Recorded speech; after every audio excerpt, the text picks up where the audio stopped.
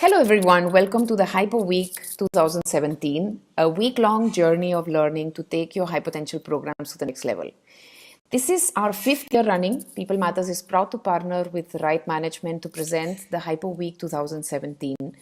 Really taking a leap forward, Right Management and People Matters jointly brings the HiPo Week yet again with this time a fresh perspective with the focus of HiPo program effectiveness.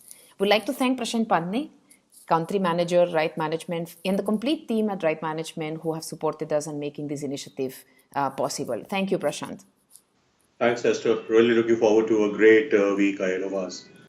Wonderful. So, Right Management, as all of you know, is a global career and talent management expert within the Manpower Group. Right Management has over 35 years of experience in career management and talent strategy.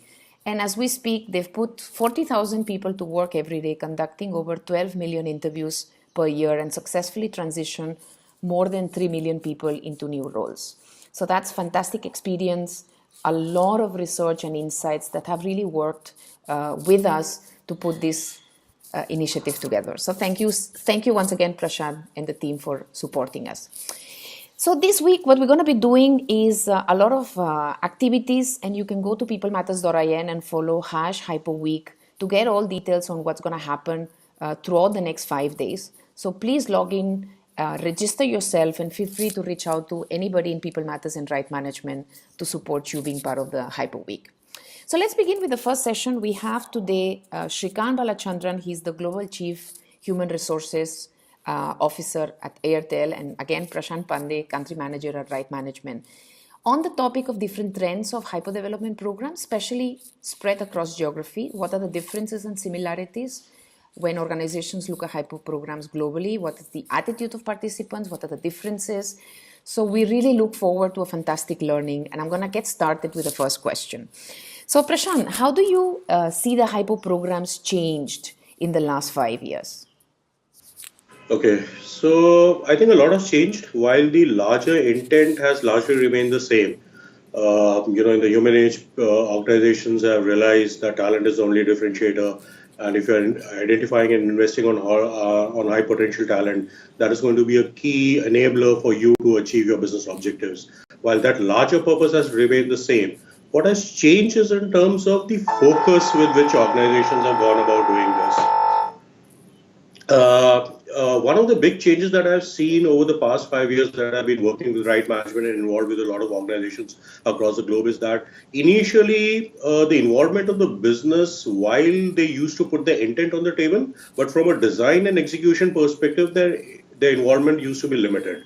Over the years, what the businesses have realized that a high potential program is for the business, and hence it has to be by the business, and their involvement in terms of designing and it's not only that they put the ask on the table and then leave it to the HR to do the entire execution, but they are fairly involved in terms of designing the entire intervention and also being playing a key role in terms of the execution of the entire program. Now that has been an extremely pleasant shift from our point of view, because once you see the business getting involved, outcomes are that much more effective. So that's one big shift that I've seen. The second shift that I've seen over the years is that the organizations have become very focused in terms of where they are spending their money. They are more ROI focused, and hence initially what used to happen, they used to try and cover a lot of people as part of their talent management budgets. Now there's been a shift in focus in terms of let's identify our high potentials so that the ROI from the investment that you're making is that much more better. So the spend around high potential programs as a percent to the entire talent management spend has gone up. Hence, the programs, the way they are designed and executed, that has become more sharp and focused. So that's a pleasant shift. So these are the couple of things that come top of the mind in terms of what I've seen shifting over the past 5 years, Esther. Okay, so briefly, if you were to talk about some stages of evolution of HiPo programs across companies, across countries, especially in the multinational environment, I think the traditional ones focus much more on basic identification of leadership competencies, and behaviors that were really important for the success of that particular enterprise in the company. And these mostly focused on global mindset, collaborative skills, and team playing, team leadership kind of skills, and so on. So I think that was how the real foundation of identification of hypos and successors for critical roles, etc. These That's how the thought process emerged. And then going forward, people really wanted to make a science out of it. So they moved on to both formal internal assessments, going through development centers, or going through some external evaluation, either through tests or through questionnaires, and so on and so forth. So they really moved on to those kinds of mechanisms to identify the real top-notch hypo people and so on. But I think as we speak now, I think there's a big change, wave of change which is coming through, in my opinion. And I think the whole trend today is more towards identifying champions for each and every company. When I say champions, people who are able to succeed in times of ambiguity and uncertainty. And I think, that's where the real differentiation is coming through. Corporations really want to identify those people who will succeed in these sort of circumstances, which is ambiguity and uncertainty. And so that's one thing which is really coming across.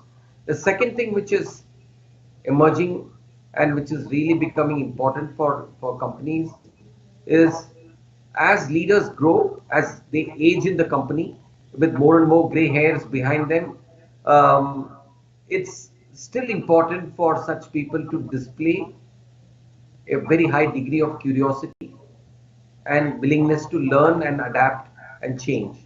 And I think, this has also become extremely important as we go along. And therefore, the parameters of identification of hypo have really changed heavily in favor of champions of ambiguity, champions in times of ambiguity and uncertainty, and people who continue to demonstrate very high degree of curiosity. Wonderful. So specifically, if we go back to the really looking about various geographies around the world, how do you feel HiPo programs compare when you're looking at overall, how organizations look at the HiPo programs across geographies? Okay, no, I think let me first talk about some of the differences which are quite obvious. Yeah. So I think if you were to look at countries like India, I think the need of the hour is people with far high degree of entrepreneurial skills, people with more risk taking, with an entrepreneurial mindset. I think it's become far more important because opportunities are multiple and time is of essence. You take your time to go up your learning curve. You lost an opportunity in the last 2 years. Okay. So, like an entrepreneur, you have to be really hungry to tap opportunities here and now. So, I think that's really become important for us in countries like India, even probably I would imagine China and so on. For countries like Africa, I think what's really important is team leadership, because we are present in Africa and we know the kind of challenges we have given the scarcity of good talent in Africa there. What's really important is basic team leadership skills. People with very strong people leadership skills, leaders who can mentor their teams to high performance of the company, to deliver high performance and so on. So there I think the filters are quite different there in places like in Africa. And I'm sure it will be very different in Bay Area and Silicon Valley, where people want to be the world's best centers of innovation and excellence. Yeah. So obviously they are constantly looking for people who will write new algorithms, people who will write the new code, and so on and so forth. So clearly, I think their expectations are very, very different there. And for them, age doesn't matter. What really matters is the wackiness of the delivery. Being an Indian, probably a bit of a bias will come in, but my genuine view is, and I have been involved in a few HiPo programs in the last 1 year in Europe, in Middle East, Southeast Asia, India, of course. That's where do most of my work. But I've seen, when I do a comparative analysis, I find uh, the Indian talent management professionals, the CHROs, the businesses, slightly more experimental in terms of what they want out of a high program in terms of design. I'll give you an example.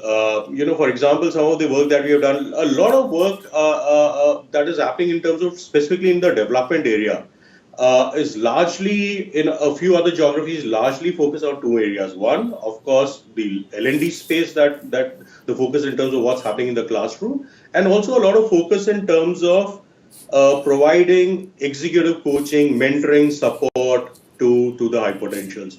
In India, they want to do more and more beyond this. This becomes hygiene, but more and more beyond this is what organizations are wanting to do. I'll give you an example. For example, just 2 months back, for a very large engineering multinational operating out of India, for the high potentials.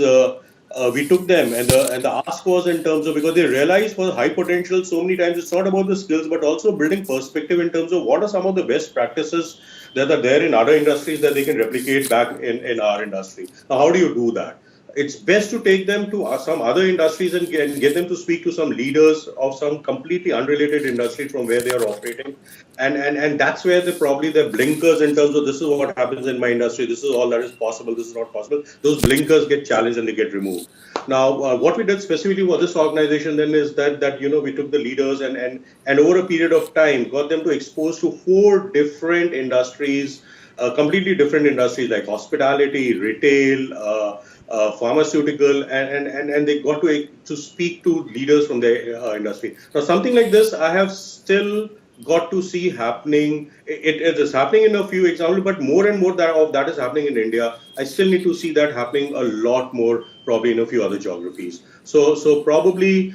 So that is one. A lot of other geographies, for example, UAE, for example, one of the big things that I've noticed is very focused around L&D.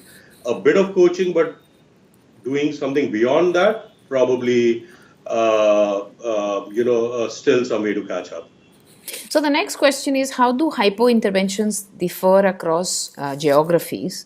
And you've already mentioned that one is that you see India being a lot more risk-taking, some geographies being more focused on L&D vis-a-vis other opportunities. So anything else to share on how do you see, if you were to create a compartment of different geographies, how they look at HiPo interventions? Anything else that you'd like to share? Yeah, so as I said, the Middle East, and also probably it's a bit of a reflection in terms of how businesses are doing right now in Middle East. Most of the people on the call would be aware. Middle East is going through a bit of a turbulence in terms of how the economy is doing right now.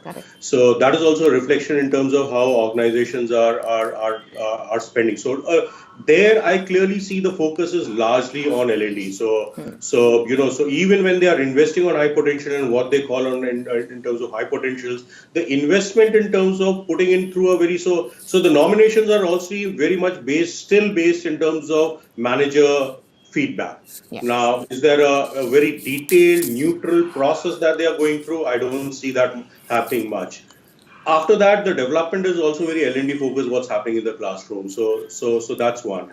As you go to Southeast Asia and some of the European countries, as I said, the focus around providing coaching and mentoring support to high potentials, very clearly that's a huge focus around there. India, that is definitely there, but trying more new formats. The other thing that I've seen, and this is largely not only for high potential programs, but generally talent management, I think the way India has adopted technology in talent management interventions, I think the way business simulations are being used, technology is being used, learning apps have already been integrated. We are doing a lot of that already for a lot of Indian clients. That is something that is very, probably India is a step ahead in that particular area is what I would say. Yes. From a compartmentalization perspective, if I draw sort of a maturity curve, the Middle East will come in, next will come in, the Southeast Asia or Europe, and then probably India in terms of, at least in this area, I'm happy to say, probably leading the pack.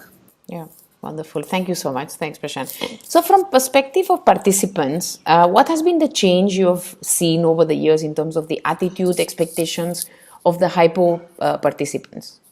Okay, hypos, if you were to really look at hypos themselves, I think, their expectations are definitely changing.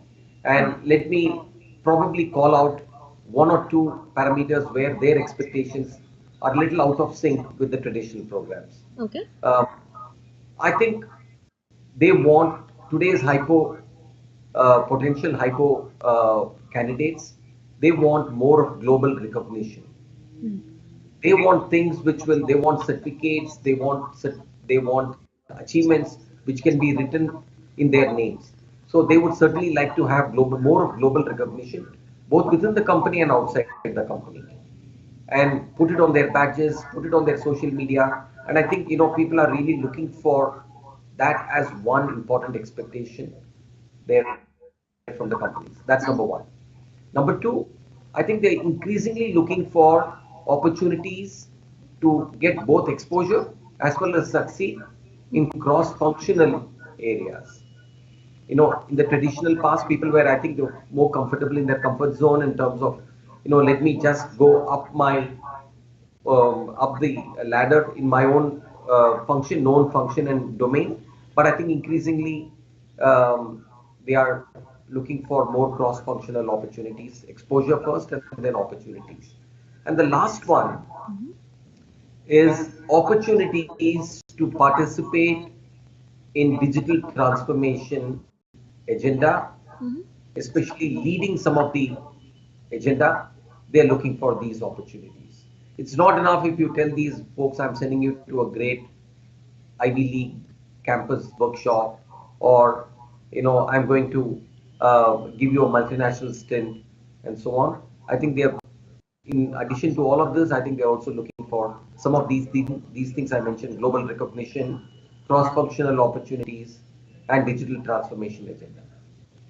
High potentials nowadays, in terms of the expectations and demand, in terms of what happens to me from a career management perspective, what happens to my career. I think they're very focused and very forthright in terms of discussing that with the stakeholders internal in the organization. They want a very clear path in terms of what happens to me in terms of my career progression. So that's a very clear, and hence it puts a lot of pressure at times I've seen in organizations, because at times the organizations are slightly uncomfortable in terms of, while they need to maintain this balance that in terms of not overcommitting to a high potential, in terms of the moon, in terms of because and rightly so, because no high potential should think just because they are part of the program, it's an automatic gateway to certain benefits that they would be entitled to. So to that an extent. But what I'm seeing from the participants' point of view, the moment,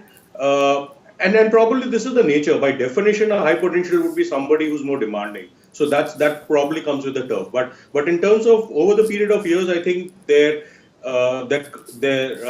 forthrightness with which they want to have this conversation in terms of what next for me, I think that is something that I have seen a big a shift in that. The second thing is what I've seen is their involvement in the high potential program, because they understand, and once they see the business leaders also part of the seriousness with which they participate in a high potential development program. I think that has also gone a sea change. Initially, I remember one of the one of the companies that around 5 years back when we had to really, while the participants had to be really being pushed to be part of the action learning and finishing their projects on time. Now that I have seen, because the business is involved, the seriousness with which the participants are also approaching and participating in an entire development intervention, also that has seen a sea change. And it's a cycle. One feeds into the other. The moment the organization deals with them in a certain manner, they see outcomes, the next cohort is that much more serious. So it's a cycle. And that has so one has led to the other, and over a period of time, the whole attitude and the aspirations and the demands out of a high potential program has shifted over a period of time for the positive. I think times are such that companies, enterprises, leadership, especially those, all of us in HR leadership, have to constantly revisit our talent strategy, especially the succession pipeline, which essentially focuses on the HiPo candidates anyway, in a big way. I think we have to constantly revisit our talent strategy because the ground beneath is shifting too rapidly. And I think so that's one important input for all of us, which is, we have to keep our minds open, we have to collaborate with, other HR friends and colleagues in other industries, in other companies, and we have to listen to them. And there's so much happening in the world, we cannot be caught unawares. So I think this has now become, again, critical and crucial for HR leadership and for company leadership. That's number one. Number two, I think um, the times are such that companies also have to constantly calibrate the extent of internal succession, what percentage of your critical and emerging roles would be through internal succession, and what percentage you would actually go and get some of the best talent from outside. So while we talk of hypo, and we do look through the company lens, and if you just concentrate too much on that sort of look everything through that one pair of lens, I think you may be really not making your organization future ready. And to that extent, I think we have to constantly calibrate what percentage of the critical roles in the future you would actually go out and get some of the path-breaking talent, breakthrough talent from outside to inject new capabilities in your company. And I think we have to be open in our minds. Thank you. Thanks, Prashant. Thanks, Shrikant, for sharing your perspective. So we're coming to the last question. From a future point of view, what are the significant changes you see in HiPo programs going forward? Okay, I think some of the changes that I've spoken about are going to get more pronounced. One of the big shifts that I'm going to see is that, and this is a conversation that I'm seeing organizations under the reality of the business pressures. I mean, we know about the challenges that some industries are facing right now. So the budget that you have from a talent management perspective, the percentage, so you divide it by the number of employees and do a very average spend per employee spend and do something very generic for employees across the organization. I think from there the shift is going to happen is in terms of a very ROI focused driven investment. Yeah. So high potentials, if they are my drivers for the business going forward, they are the ones who will be able to think strategy for the organization, are going to drive execution in my organization. Hence, they would require focus from a development point of view, from an identification and development point of view. Hence, my spend on them has to be very specific. So that shift from a very general across the board spend to very focused spend, the per person spend on a high potential program, clearly I'm seeing a shift in terms of an upward trend, and that's going to continue. So that is something that I believe is going to happen. The second thing is in terms of the organizations are going to be very focused in terms of ensuring that the development intervention is really helping the needle move. Yeah. So will a 2-day intervention, classroom interventions suffice? Will it change the clear? Probably not. So how do I build more perspective? How do I give them more exposure? Organizations are more very clear in terms of, within the organization, how do I give them exposure? So if somebody's in the sales function, how do I give them exposure in terms of what's happening in the finance function? Yeah. Now that those little, some organizations have very done it very successfully, even at an induction level where, people rotate across functions. But from a high program point of view, we focus in terms of how do I get them to see the business as a whole. Now that's the problem statement that organization is going to address.